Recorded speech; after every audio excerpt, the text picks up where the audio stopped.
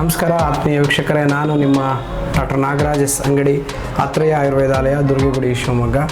ನೋಡಿ, ಇದು varicose vane ನೀವು ಕಾಣ್ತಿರ್ಬೋದು. ಫಸ್ಟಿಗೆ ಅದು ಸಿಂಪಲ್ ರೆಟಿಕ್ಯುಲರ್ಸ್ ಆಯಿತು, ಈಗ ವೆರಿಕೋಸ್ ವೇನ್ ಆಗಿದೆ. ಈ ಕಾಲಲ್ಲೂ ಇದೆ ತುಂಬ. ಸುಮಾರು ನಾನು ಇವರಿಗೆ ಒಂದು 10 ವರ್ಷಕ್ಕಿಂತ ಜಾಸ್ತಿ ಅವಾಗಿಂದ ಚಿಕಿತ್ಸೆ ಮಾಡ್ತಿದ್ದೀನಿ ವೆರಿಕೋಸ್ ವೇನಿಗೆ. ಸೊ ಅದು ಕಾಲಕ್ಕನುಗುಣವಾಗಿ ರಕ್ತಮೋಕ್ಷಣ ಸಿಂಪಲ್ ಔಷಧಿಗಳಿಂದ ತುಂಬ ಚೆನ್ನಾಗಿದ್ದಾರೆ. ನೇರವಾಗಿ ಅವ್ರನ್ನೇ ಕೇಳೋಣ. ಮೇಡಮ್ ಹೇಳ್ರಿ, ಹೆಂಗಿದ್ದೀರಾ?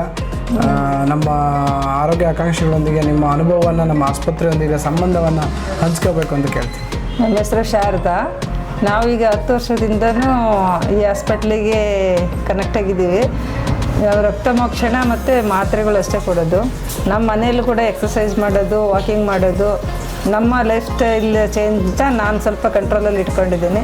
ಆದಷ್ಟು ನೋವೇನು ಬರ್ತಾ ಇಲ್ಲ, ಆದರೂ ಒಂದು ಸ್ವಲ್ಪ ರಕ್ತಮೋಕ್ಷಣ ಮಾಡಿಸ್ಕೊಂಡ್ರೆ ಕಾಲು ರಿಲೀಫ್ ಆಗುತ್ತೆ ಅಂತೇಳಿ ವರ್ಷಕ್ಕೊಂದ್ಸಲನಾದರೂ ರಕ್ತಮೋಕ್ಷಣ ಮಾಡಿಸ್ಕೊಳ್ತೀನಿ. ಅದು ಮಾಡಿಸ್ಕೊಳ್ಳೋದ್ರಿಂದ ಚೆನ್ನಾಗಿ ಅನ್ನಿಸ್ತದೆ ನಿಮಗೆ? ನನಗೆ ಅನ್ನಿಸ್ತಾ ಇದೆ, ಫ್ರೀ ಅನಿಸುತ್ತೆ, ಆರಾಮಾಗಿದೆ.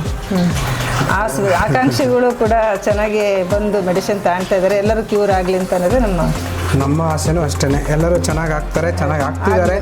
ಇನ್ನೂ ಹೆಚ್ಚಿನ ಒಂದು ಸೇವೆಯನ್ನು ಜನರಿಗೆ ಕೊಡೋಕ್ಕೆ ನಾವು ಪ್ರಯತ್ನ ಮಾಡಿ. ಈ ಕಾಯಿಲೆ ಎಷ್ಟು ಹೆಚ್ಚಿತೋ ಅಷ್ಟೇ ಮೆಡಿಸಿನ್ಗಳು ಇದಾಗ್ತಾ ಇದೆ. ತುಂಬ ಜನಕ್ಕೆ ಈಗ ಗಂಡಸರು ಅನ್ನಂಗಿಲ್ಲ, ಹೆಂಗಸರು ಅನ್ನಂಗಿಲ್ಲ, ಎಲ್ಲರಿಗೂ ತುಂಬ ಜಾಸ್ತಿ ಆಗಿದೆ. ಕೇವಲ 5% ಇತ್ತು ಈ ಸಮಸ್ಯೆ, ಇವತ್ತು 35% ಆಗಿರೋದು ತುಂಬ ವಿಷಾದ. ಆಹಾರ ಪದ್ಧತಿಯಿಂದ, ಆಹಾರ ಪದ್ಧತಿ ಜೊತೆಗೆ ವಿಹಾರ ಪದ್ಧತಿ, ವಿಚಾರ ಪದ್ಧತಿ, 3 ಬೇಸಿಕ್: ಆಹಾರ, ವಿಹಾರ, ವಿಚಾರ.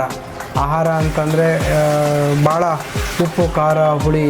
ತದನಂತರ ಇವತ್ತು ತಿಂತಕ್ಕಂಥ pizza, burger, gobi manchuri, panipuri, noodles, Lays, Kurkure, ice cream, bonda, bajji, ಹುಳಿ ಮೊಸರು, ಹುಳಿ ಮಜ್ಜಿಗೆ, ಬಾಳೆಹಣ್ಣು, chapati is a very dangerous food.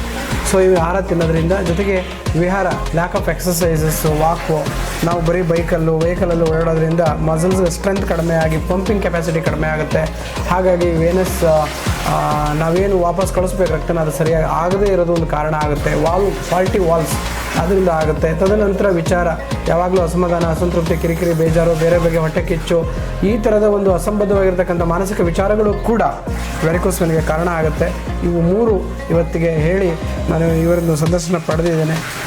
So ಇನ್ನೂ ಹೆಚ್ಚಿನ ಆರೋಗ್ಯ ಸಿಗಲಿ ಅಂತ ಆಶಿಸ್ತಾ ನಿಮ್ಮೊಂದಿಗೆ ಸಂದರ್ಶನ ಮುಗಿಸ್ತೀನಿ. ನಮಸ್ಕಾರ.